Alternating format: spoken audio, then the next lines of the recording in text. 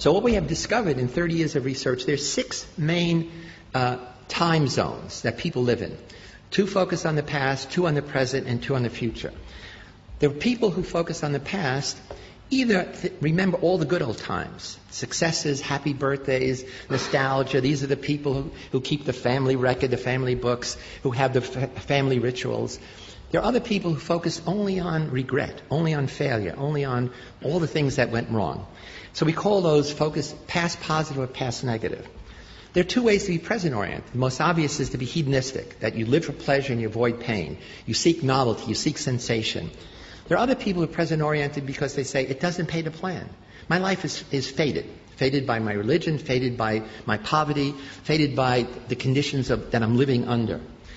Most of us are here because we are future-oriented, that we have learned to work rather than play, to resist temptation. But there's another way to be future-oriented. Depending on your religion, life begins after the death of the mortal body. To be future-oriented, you have to trust that when you make a decision about the future, it's going to carry out. If you have great inflation, you don't put money in the bank because you can't trust the future. If there's instability in your family, adults can't keep their promises to you. The closer you are to the equator, the more present-oriented you are. The more you're in an environment where climate doesn't change, it gives you a set of imagining sameness rather than change. Protestants everywhere have higher gross national product than Catholic countries, in part because of the Protestant ethic, because of the notion that you work hard to succeed, to demonstrate that you are God's chosen people. My family comes from Sicily, and in Italy there is a political movement called La Liga to cut Italy in half, to have North Italy and South Italy, cut it just below Tuscany. The people in the North say, we do all the work. The people in the South are lazy. They're like children. They want to have babies, have 3-hour dinners, etc. People in the South say, they're not Italian, they're German and Austrian. You know. They eat yogurt instead of pasta. they take their lunch in a paper bag. And in the recent election, the Liga got 14% of the national vote. It turns out it is accurate. We've done research to say people in the North tend to be, on a scale much more future-oriented. People in the South tend to be more past-oriented or present hedonistic. And so my family is Sicilian, and I come from Sicily. I go back every year. I start an educational foundation. We send high school kids to college and set up computer labs. And I'm talking about some of this stuff, and a man comes up and says, I'm a poet. I live with words. And it wasn't until I heard you talk that I realized there's no future tense verb in Sicilian dialect. I said, what do you mean? There was, is, there's no will be. He said, that's why nothing gets done. And I didn't realize it because we never plan. So again, here's how when you have a number of people who share a certain time perspective, then it does come to characterize a nation. In the same way, if you have a Catholic nation where people tend to be present or past-oriented, rather than a Protestant nation where in general people tend to be more future-oriented, it affects you in very profound ways. So there's a wonderful book called The Geography of Time, and it's written by a dear friend of mine, Robert Levine, who's a social psychologist, and he actually literally went around the world doing wonderful experiments. He looks at what he calls the pace of life. See, time perspective is how people divide their own experience into partitions, time zones. Another kind of time orientation is your sense of duration. How much time has expired while you're sitting in a dentist's office before they start drilling? How much time has expired when you've been waiting in line? How much time has expired when you're having fun or at sex? So time duration is totally a function of whether you're bored, whether you're excited or not. And what he does is he shows that in different cultures, people have a different pace of life. And you do this very simply. You sit in a cafe and you mark off 100 meters, and as people pass, you start a stopwatch. And you see how fast people walk. You go to a post office, and on a piece of paper you say, I'd like, 3 pounds of this postage or 10 euros. And you see how long it takes. So he has a bunch of these measures. And it turns out you can identify cultures as different pace of life, and now cities. And he shows in America, you can rank 60 cities according high pace of life and low pace of life.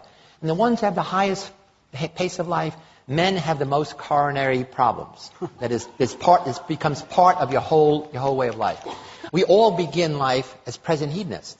All of us. I mean, at the breast, at the bottle, we want pleasure, we want to avoid pain.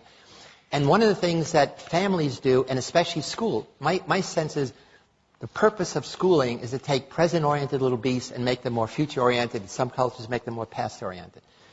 In America, a child drops out of school every 9 seconds. This is worse for kids from a minority background, and it's worse for boys than girls.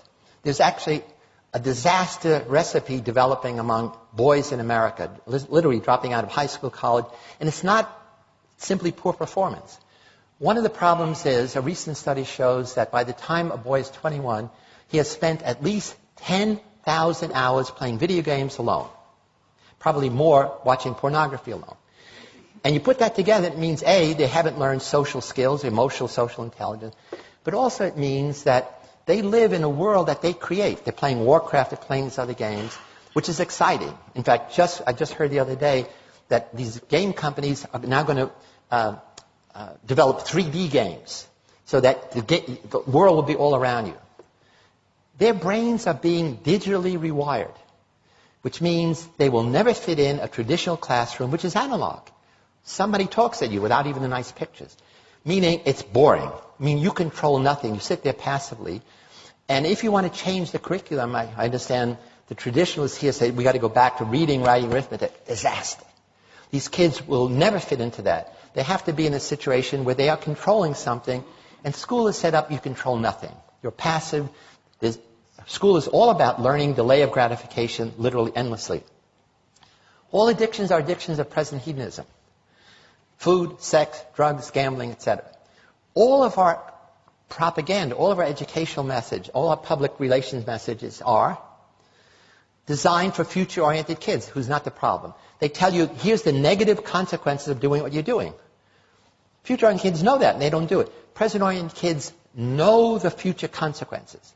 If you're a teenage girl, you know that if you have unprotected sex, you're likely to get pregnant or have sexually transmitted disease. You know it, but that knowledge never feeds back to change your behavior. So that's the interesting thing about time perspective. I think we are underestimating the power of technology in rewiring young people's brains. Kids don't wear wristwatches. They say it's a single function device. You don't waste time with a single function device.